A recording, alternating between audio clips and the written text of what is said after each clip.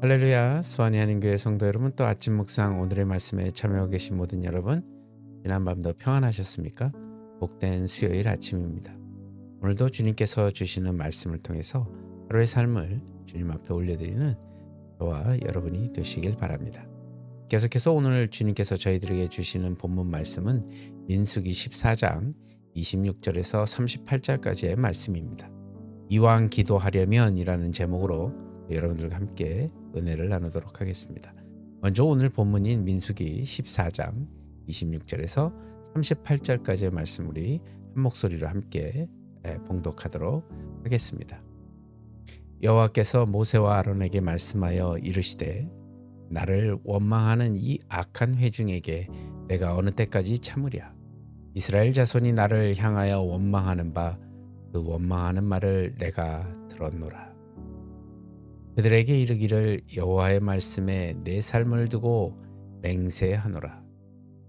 너희 말이 내 귀에 들린 대로 내가 너희에게 행하리니 너희 시체가 이 광야에 엎드려질 것이라.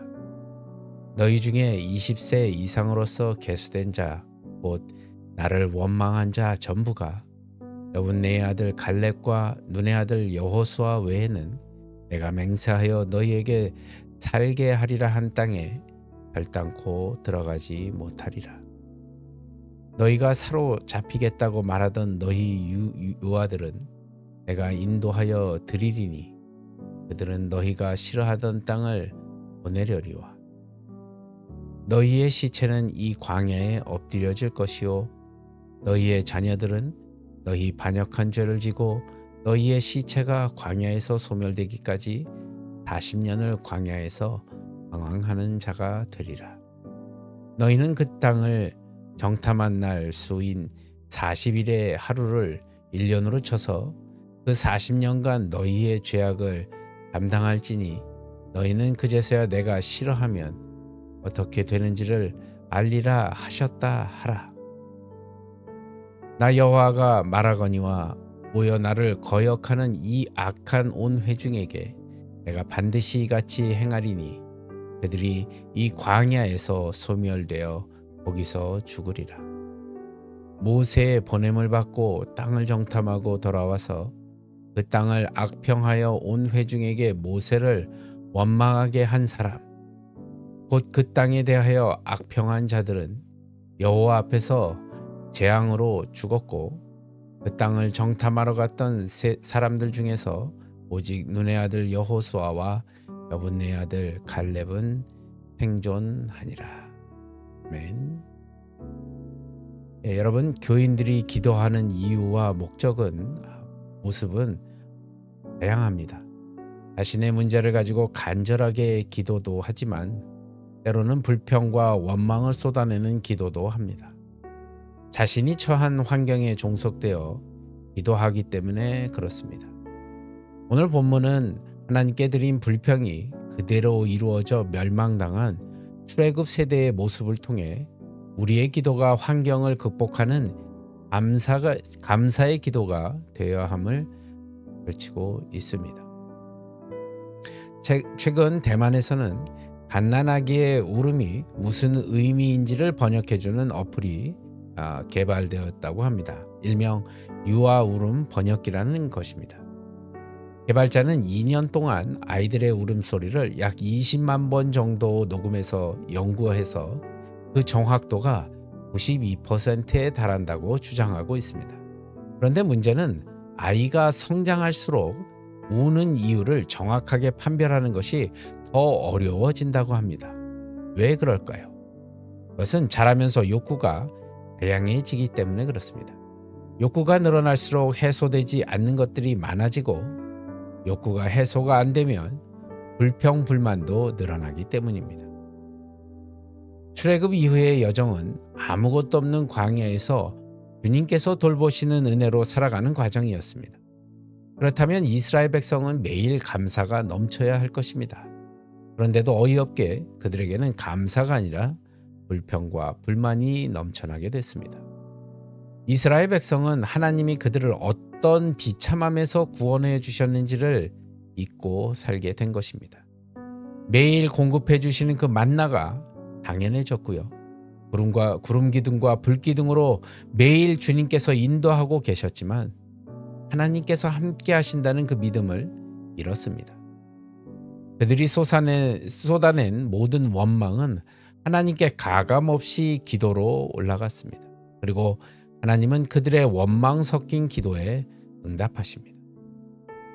사단은 모든 것이 풍족한 에덴 동산에서 아담과 하와의 채워지지 않는 욕망을 보고 그들을 유혹했습니다. 우리가 하나님의 은혜를 잊는다면 우리 입에서는 원망만이 나올 것입니다. 따라서 결코 주의 은혜를 잊어버려서는 안 될 것입니다. 여러분, 기도는 하나님과의 대화입니다. 우리가 기도를 할 때 하나님은 귀를 기울여 주신다고 말씀하셨습니다. 원망은 하나님을 대적하는 행위입니다. 출애굽 세대는 고대하던 가나안이 아닌 광야에서 모두 죽고 말았습니다. 받은 은혜에 만족하지 못하고 불평하고 원망한 결과는 죽음으로 돌아오게 됩니다. 이는 그들이 원망이 그대로 이루어진 결과입니다. 이스라엘 백성은 차라리 이 광야에서 죽었으면 좋겠다고 원망하며 기도한 것 기억하시죠? 그리고 하나님은 그들이 말한 대로 응답하셨습니다.